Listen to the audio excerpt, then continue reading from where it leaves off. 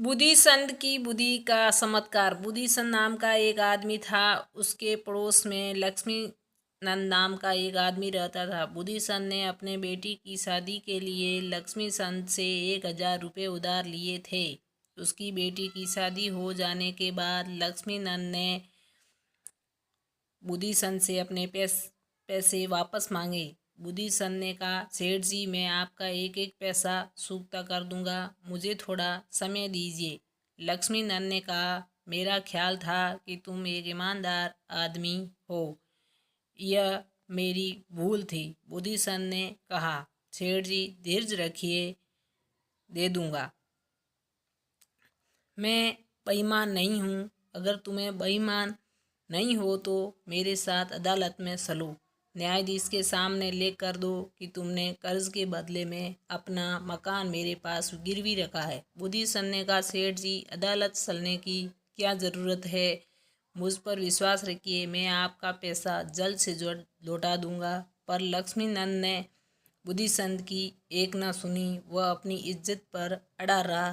कहा कि बुद्धि संत अदालत चलकर दस्तावेज पर हस्ताक्षर कर दे। वास्तव में लक्ष्मी नंद ने बुद्धि संत के मकान को हड़पना चाहता था। बुद्धि संत लक्ष्मी नंद के मन की बात को तोड़ गया। उसने लक्ष्मी नंद से कहा, मैं अदालत चलने के लिए तैयार हूँ, पर वह चलने के लिए मेरे पास ना तो घोड़ा है और न। सेठ ने बीच में ही उसकी बात को काट कर कहा, तुम तैयार हो जाओ, मैं तुम्हें अपना घोड़ा दे दूंगा, पर मेरे पास अच्छे कपड़े भी नहीं हैं। बुद्धि संत ने कहा, चलो मैं तुम्हें अपने कपड़े भी दे दूंगा। लक्ष्मी नंद ने कहा, मगर मैं पगड़ी की व्यवस्था कहाँ से करूँगा। बुद्धि संत ने कहा, वह भी मैं तुम्हें दे दूंगा। और कुछ चाहिए? लक्ष्मी नंद ने कहा, सेठ जी मेरे पास तो जूते भी नहीं हैं। बुद्धि संत ने कहा, मैं तुम्हें अपने जूते भी दे दूंगा, मगर अब देर मत करो, झटपट तैयार हो जाओ। लक्ष्मी नंद ने मन ही मन खुश होते हुए कहा। बुद्धि संत ने लक्ष्मी नंद की पोशाक पहन ली, सिर पर पगड़ी और पैरों में उसके जूते पहन लिए। वह लक्ष्मी नंद के घोड़े पर सवार होकर उसके साथ अदालत जाने के लिए चल पड़ा। जब अदालत में बुद्धि संत का नाम पुकारा गया तो वह न्यायाधीश के सामने हाजिर हुआ। उसने न्यायाधीश से कहा, श्रीमान सेठ, लक्ष्मी नंद का कहना है कि मेरा मकान और मेरे घर की सारी चीज़ें इनकी है। इसके लिए ये हमेशा मुझे झगड़ा करते रहते हैं। मुझे सेठ जी जबरन अदालत में लेकर आए हैं। श्रीमान, कृपया आप मुझे इनसे कुछ सवाल पूछने की इजाज़त दें। न्यायाधीश ने लक्ष्मी नंद को बुलवाया और उसे बुद्धि संत के सवालों का जवाब देने का आदेश दिया। बुद्धि संत ने लक्ष्मी नंद से पूछा, मेरे सिर पर बंदी पगड़ी किसकी है?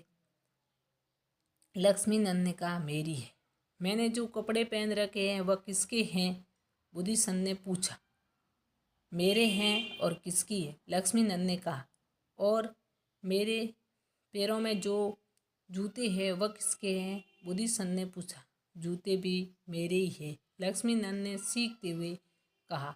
और जिस घोड़े पर सवार होकर मैं यहाँ कसरी आया हूँ वह घोड़ा किसका है?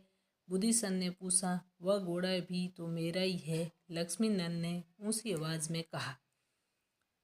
पगड़ी, घोड़ा, जूते, कपड़े सब मेरे हैं। मौजूद सभी लोग लक्ष्मी नंद का जवाब सुनकर ठठाकर हंसने लगे। हर किसी को लगा कि लक्ष्मी नंद पागल हो गया है। अंत में न्यायाधीश ने मुकदमा खारिज कर दिया। बुद्धि संत ने अपनी बुद्धि से अदालत में लक्ष्मी नंद को हंसी का पात्र साबित कर दिया। इस तरह उसने लक्ष्मी नंद के षड्यंत्र को विफल कर दिया। शिक्षा, धूर्त के साथ धूर्तता से ही पेश आना चाहिए। Thank you.